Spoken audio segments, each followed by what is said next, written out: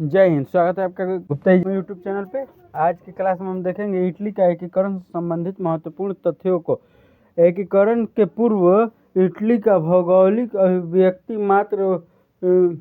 मात्र था। वह अनेक छोटे छोटे राज्यों में विभाजित था। राज्यों में मतभेद और सभी अपने स्वार्थ में लिप्त थे।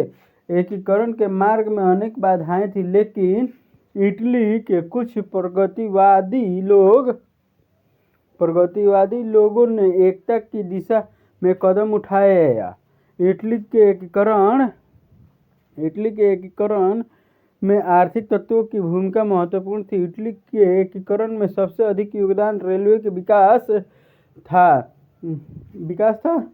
इटली में राष्ट्रीय आंदोलन चलाने के लिए अनेक गुप्त समितियों का गठन किया गया। इन गुप्त समितियों में कार्बोनरी प्रमुख था। इसके नेतृत्व में 1831 ईस्वी तक इटली का एकता आंदोलन चलता रहा।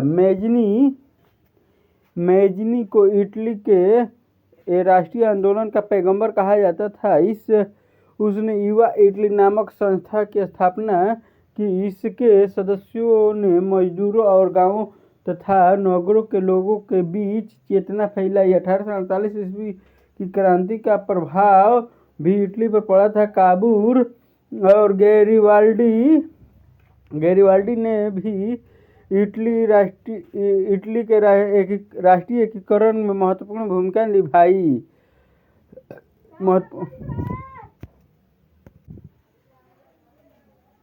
महत्वपूर्ण योगदान दिया था। 1871 ईस्वी में इटली का एकीकरण पूरा हुआ। 19वीं सदी के पूर्वार्ध में इटली अनेक भागों में विभाजित था। जैसे कि भारत में जब अंग्रेज आए तो उस समय तक भी भारत छोटे छोटे कई रियासतों में विभाजित था। वह यूरोपीय शक्तियों के संघर्ष का अखाड़ा बना हुआ था। फ्रांस की क्रांति का प्रभाव इटली पर भी पड़ा था। इटली के निवासियों में राष्ट्रीय भावना जाग चुकी थी। इटली ऑस्ट्रिया के प्रभाव में था। ऑस्ट्रिया का प्रधानमंत्री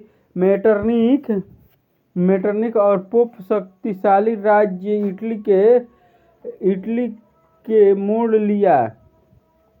इटली के एकीकरण के मार्ग में बाधक थे। 1848 ईस्वी की घटनाओं के फलस्वरूप इटली का एकीकरण आंदोलन ने एक नया मोड़ ले लिया। इटली का एकीकरण 4 चरणों में हुआ। इटली के एकीकरण का प्रथम चरण 1848 ईस्वी में पीडमॉन्ट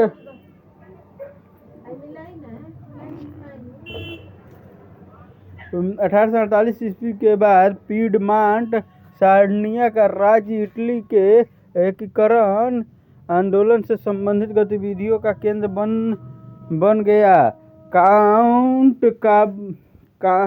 काउंट वहां का प्रधानमंत्री बना। उसने अपने आंतरिक सुधारों द्वारा पीडमॉन्ट राज्य की शक्ति बढ़ाई। उसने क्रीमिया के युद्ध में मित्र राष्ट्रों की सहायता की और पीडमॉन्ट सार्डिनिया के राज्य को बड़े राज्यों की पंक्ति में ला खड़ा किया।